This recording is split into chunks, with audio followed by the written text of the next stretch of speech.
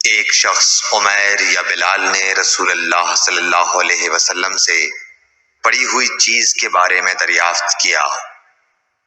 آپ نے فرمایا اس کی بندھن پہچان لے، یا فرمایا کہ اس کا برتن اور تھیلی کو پہچان لے، پھر 1 سال تک اس کی شناخت کا اعلان کراؤ، پھر اس کا مالک نہ ملے تو اس سے فائدہ اٹھاؤ، اور اگر اس کا مالک آ جائے تو اسے سونپ دو۔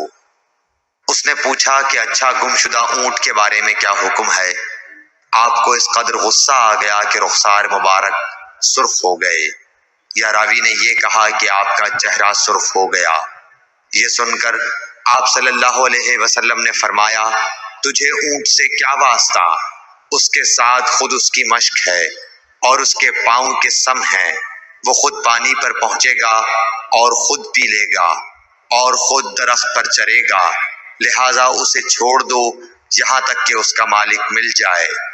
اس نے کہا کہ اچھا گمشدہ بکری کے بارے میں کیا ارشاد ہے؟